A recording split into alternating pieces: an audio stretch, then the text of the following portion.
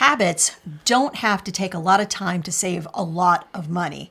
Tiny habits can be very effective. We're sharing 20 of them today, some of which were suggested by our viewers, and we're using them all the time in our own home right now. Let's get started. A few months ago, I realized something really important. I was not grabbing healthy snacks.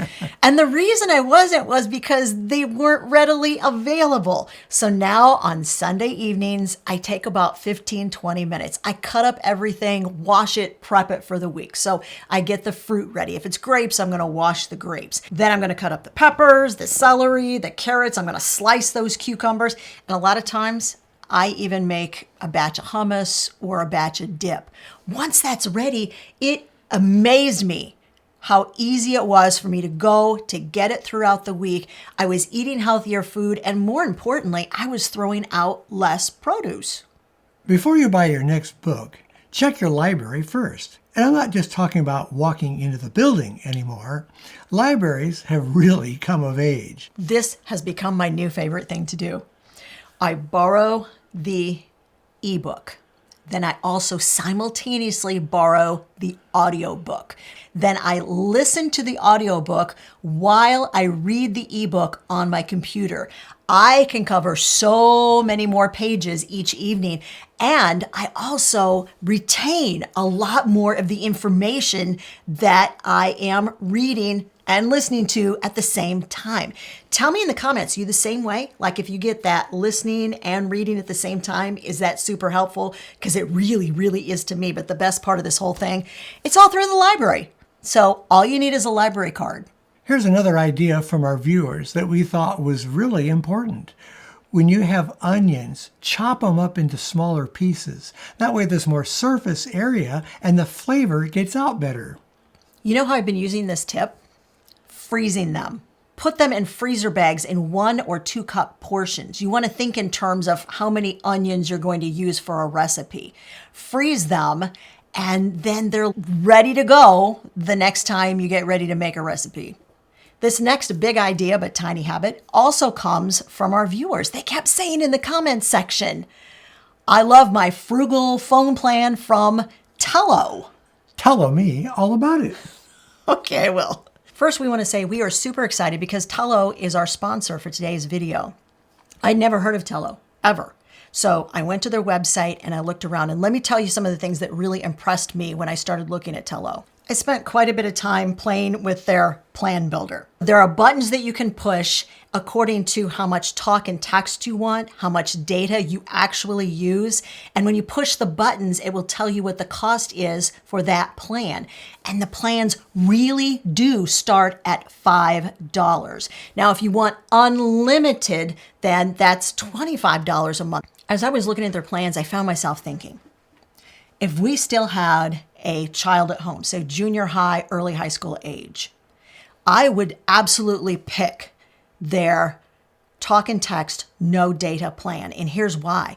You want to be able to text your child. You want to be able to call your child if you need to. You want them to be able to call you. But you don't necessarily want unrestricted internet access in their pocket all day long. That plan would have been absolutely perfect for us. Here's the next thing I like about Tello. No contracts. Your needs change, you change your plan so it moves right along with whatever your needs are. And here is the last thing. I went to Trustpilot and I looked at all the reviews on Tello. There are thousands of them, by the way. Their average rating, 4.5 stars out of 5 stars. People mentioned over and over and over again how happy they were with Tello's customer service. So if you've been meaning to take another look at your cell phone service, we say Tello is a really smart place to start. Use our special link, it's in the description, to see if Tello is a great fit for your family. Here's another great tip that we got from one of our viewers. When you buy something new and it's under warranty, it usually comes with an owner's manual. We'll take that receipt and staple it to the owner's manual, then put it in a file or folder that you can easily get back to if you need it. This is a great idea so you don't lose that receipt to that important item. Because do you know what you need if you're going to make a claim on a warranty? You need the original receipt. That tip is a great example of thinking ahead. And here's another one.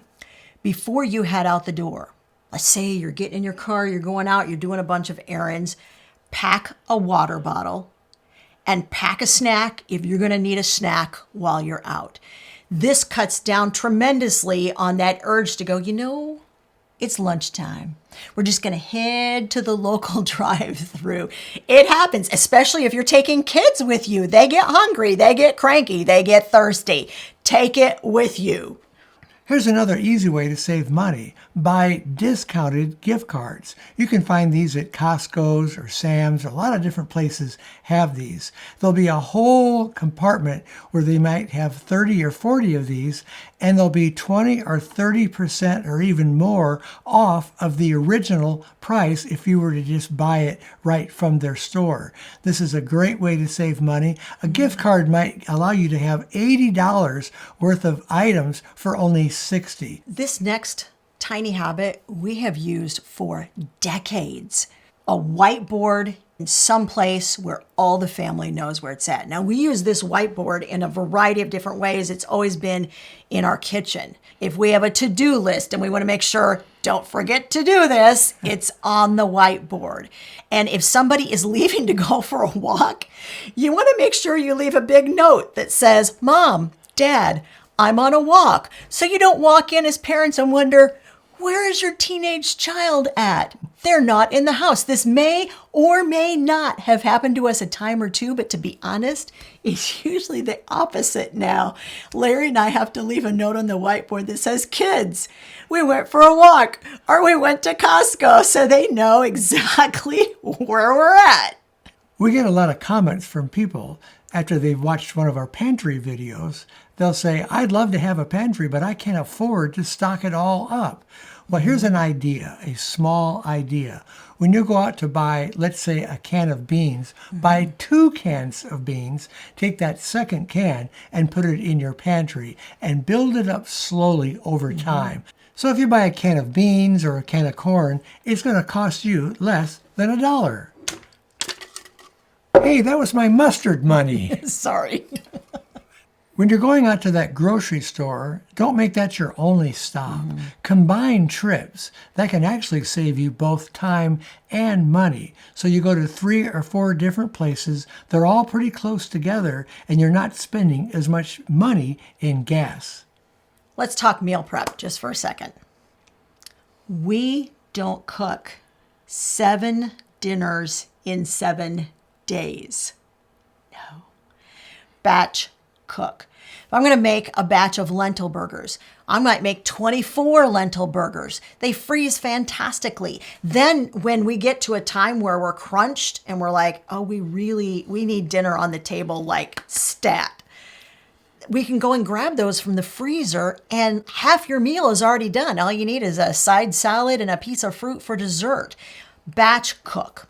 This was on me. I love doing this. I especially did this a lot when I was working. I'll brew a hot pot of coffee, then I'll let it cool down on its own. I'll add ingredients to it to make it taste good and be flavored like a Starbucks flavored coffee.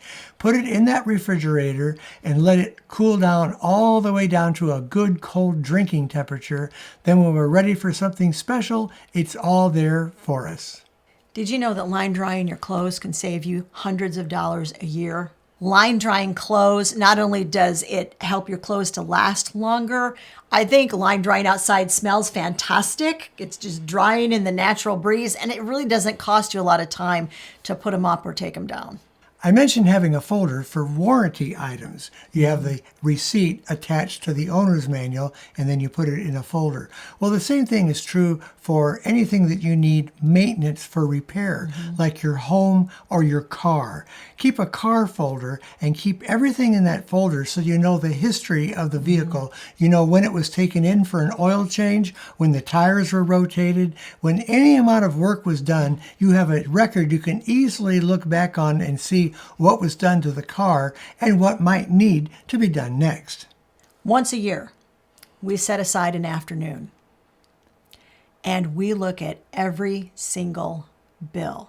We figure out what the bill averaged over the course of 12 months if we're going to keep that same dollar amount in mind for the next 12 months, or whether we're going to change it. We look at patterns, we look at trends. Has it slowly risen? What does it look like it's going to do after that? Doing a bill audit can save you a lot of frustration, especially when you go from one calendar year to the next. Because if you're not looking at what's happening closely enough, you won't budget enough money, and then you'll be scrambling trying to figure out how you're going to make up the difference in your budget. Before you head to the grocery store, you might want to check some apps to make sure you're getting the best deal on things. Flip is one of those apps that can show you what's on sale at your grocery store. It can put them all together so you can compare one store's ad to the next and get the cheapest price. Then you set that all up and you put that in your driving plan so you go from one store to the next, and you also save money by driving very efficiently. Here's another way to save on groceries. Flash food. We don't have flash food in our immediate area, but we have heard from a multitude of viewers who say flash food has saved them hundreds of dollars a year on their food budget. Flash food, local grocery stores will take items that are getting ready to expire. They'll put them all together in boxes, bundles, if you will, and they're incredibly low priced. And generally, this food is in fantastic eating condition. Here's another one that was mentioned by our viewers that really works. Take a look at your freezer. Do you have some open areas in it where there's nothing there? Put a gallon of water in there and let that freeze and take up space. That will help your freezer to work more efficiently. I'm going to swing back around to laundry for just a second. We talked about line drying, but now we're going to talk about the washing process. Make sure that you are washing full loads. Make sure that you are not using too much detergent. And make sure that if you can, you are washing in cold water. Before the next week begins, Hope likes to spend some time looking in the refrigerator and making sure there's some items in there for the following week. These would be some items that are cut up and ready to go to be packed up into lunches. I used to do this a lot when he was still working, but I still do it because we have a son who lives at home, but he's in college. And a lot of times those classes go over the lunch hour, and he's got to have something that he can grab really quickly and take to campus with him. Just being aware of what's available. And Larry's absolutely right. If you pre-pack or pre-assemble things, that saves a lot of time also. And it saves our son money because he doesn't have to go to the restaurant that's on campus. He visits Restaurant Mom before he leaves home because he is a frugal college student. Maybe the biggest tiny habit of all is just paying attention. When you find something, some kind of a plan that helps save you money, remember what it is and do it over and over again. This can help you to save a lot of money in your budget. And if you're looking for our first Tiny Habits video, we'll link it right over at the other side of the screen. Thank you. $1.